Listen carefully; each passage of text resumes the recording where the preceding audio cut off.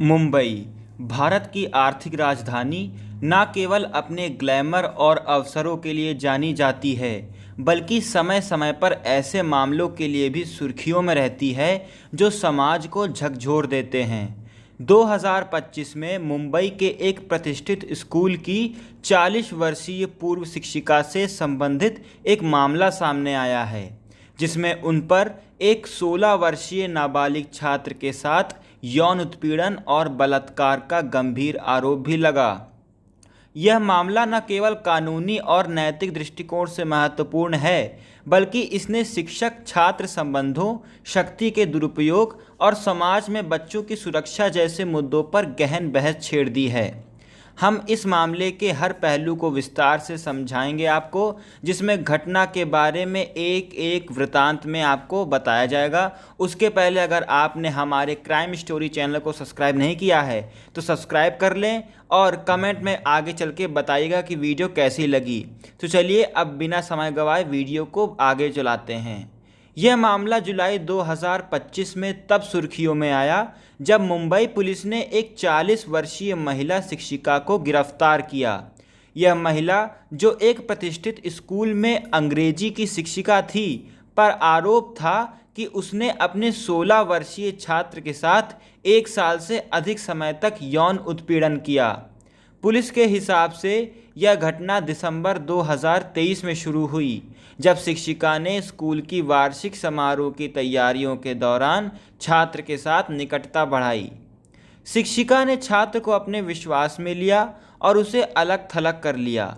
उसने कथित तौर पर छात्र को शराब पिलाई, चिंता निवारक दवाएं यानी एंटी डिप्रेशन पिल्स दी और उसे मुंबई के विभिन्न 5 सितारा होटलों में ले जाकर उसका यौन शोषण किया। इस मामले में शिक्षिका की एक सहेली भी शामिल थी, जिसने कथित तौर पर छात्र को शिक्षिका के साथ संबंध बनाए रखने के लिए प्रेरित किया। यह सहेली, जो एक डॉक्टर थी, ने कथित तौर पर छात्र को चिंता निवारक दवाएं भी दी थीं। यह मामला तब सामने आया जब पीड़ित छात्र, जो उस समय 12वीं कक्षा में था, ने अपनी पढ़ाई पूरी करने के बाद अपने परिवार को इस उत्पीड़न के बारे में बताया। पुलिस के हिसाब से छात्र ने शुरू में इस बारे में चुप्पी साध रखी थी, क्योंकि उसे उम्मीद थी कि स्कूल छोड़ने के बाद शिक्षिका उसका पीछा छोड़ देगी। हालांकि जब शिक्षिका ने अपनी एक नौकरानी के माध्यम से छात्र से दोबारा संपर्क करने की कोशिश की, तो छात्र ने अपने माता पिता को पूरी बात बताई। छात्र के माता पिता ने देखा कि उनके बेटे का व्यवहार बदल गया है। वह अधिकतर अवसाद यानी डिप्रेशन में चला गया था, चुप रहने लगा था और सामाजिक रूप से अलग थलग रहने लगा था। जब उन्होंने इससे बारे में पूछताछ की तो उसने अपनी आप बीती सुनाई। इसके बाद परिवार ने दादर पुलिस स्टेशन में शिकायत दर्ज की, जिसके आधार पर शिक्षिका को 29 जून 2025 को गिरफ्तार कर लिया गया। शिक्षिका और उनकी सहेली के खिलाफ कई गंभीर धाराओं के तहत मामला दर्ज किया। इनमें शामिल है protection of children from sexual offence POCSO act 2012। इस कानून के तहत यौन उत्पीड़न और बलात्कार के लिए कठोर सजा का प्रावधान है। भारतीय दंड संहिता आईपीसी की धारा 376 यानी बलात्कार, धारा 328 यानी जहर या नशीली दवा देकर नुकसान पहुंचाना और धारा 506 यानी आपराधिक धमकी और धारा 34 यानी साझा इरादा। तीसरा जो है वो है जुवेनाइल जस्टिस यानी care and protection of childrens act, नाबालिगों के खिलाफ गिरफ्तारी अपराधों के लिए। पुलिस ने शिक्षिका की कार को जब्त कर लिया है, जिसमें कथित तौर पर कुछ घटनाएं हुई थीं। इसके अलावा पुलिस ने उन 5 सितारा होटलों से सीसीटीवी फुटेज प्राप्त किए जहां शिक्षिका ने छात्र को ले जाकर उसका शोषण किया था। शिक्षिका को गिरफ्तारी के बाद पॉस्को कोर्ट में पेश किया गया, जहां उसकी पुलिस हिरासत को कई बार भी बढ़ाया गया। 4 जुलाई 2025 को शिक्षिका को एक मनोचिकित्सकीय परीक्षण यानी साइकियाट्रिक टेस्ट के लिए भेजा गया, ताकि यह सुनिश्चित किया जा सके कि वह अपराध करने के समय मानसिक रूप से स्थिर थी। पुलिस ने यह कदम इसलिए उठाया ताकि शिक्षिका भविष्य में मानसिक अस्थिरता का दावा न कर सके। इसके बाद उसे 16 जुलाई तक न्यायिक हिरासत में भेज दिया गया। 23 जुलाई 2025 को मुंबई की एक विशेष पॉस्को कोर्ट ने शिक्षिका को 50,000 रुपये के निजी मुचलके पर जमानत दे दी। जमानत देते समय कोर्ट ने कई शर्तें लगाईं, जिनमें शामिल शर्तें कुछ इस प्रकार हैं। शिक्षिका को अपनी स्थायी और अस्थायी निवास का प्रमाण देना होगा, जैसे कि आधार कार्ड या चुनाव कार्ड। उसे पीड़ित से किसी भी तरह का संपर्क करने, धमकी देने या गवाहों को प्रभावित करने से मना किया गया। उसे हर कोर्ट सुनवाई में उपस्थित होना होगा और मुंबई की सीमा छोड़ने से पहले कोर्ट की अनुमति लेनी होगी। जमानत की शर्तों का उल्लंघन करने पर जमानत तुरंत रद्द कर दी जाएगी। शिक्षिका के वकीलों नीरज यादव और दीपा पंजानी ने दावा किया है कि यह मामला झूठा और मनगढ़ंत है। उन्होंने यह भी तर्क दिया कि शिक्षिका की गिरफ्तारी के आधार पर केवल मराठी में दिए गए हैं, जो कि वह समझ नहीं सकती थी, और यह असंवैधानिक नियमों का उल्लंघन है, संवैधानिक नियमों का। इसके अलावा शिक्षिका ने अपनी जमानत याचिका में दावा किया कि पीड़ित ने उससे प्यार का इजहार किया था और उसे अपनी पत्नी के रूप में संबोधित किया था।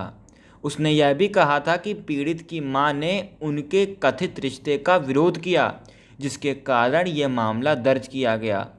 यानी पीड़ित भी सम्मिलित था शुरुआत में शिक्षिका के साथ।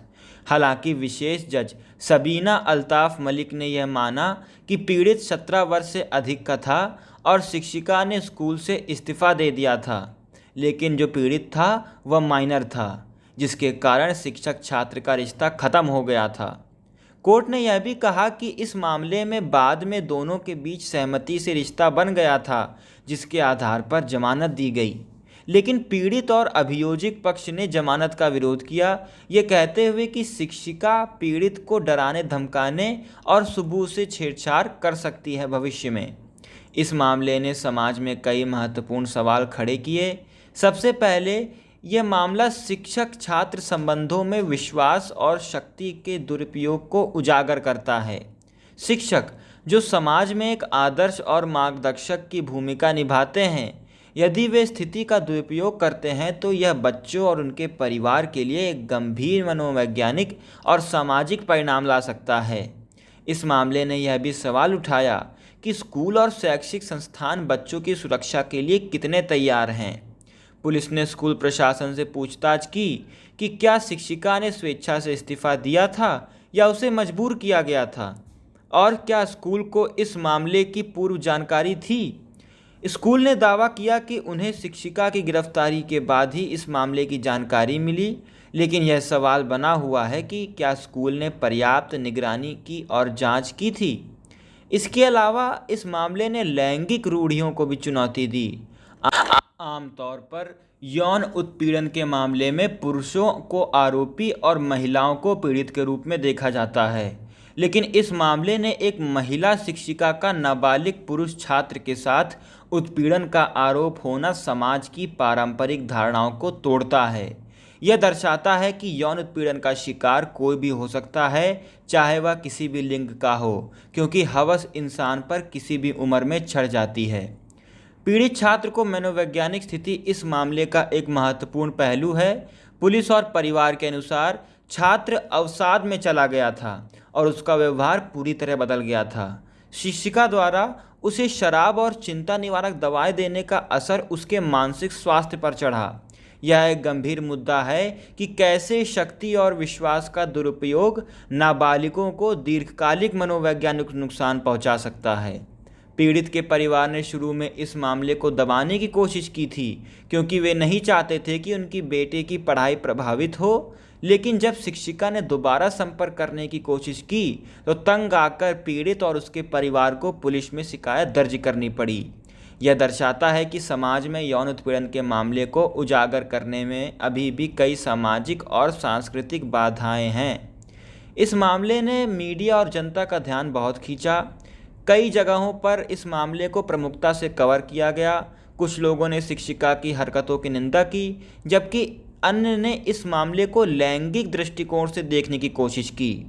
सोशल मीडिया पर भी इस मामले को लेकर तीखी बहस हुई, जिसमें कुछ लोगों ने शिक्षिका के यह दावा था कि रिश्ता सहमति से था, उस दावे का समर्थन किया, जबकि अन्य ने इसे एक गंभीर अपराध माना।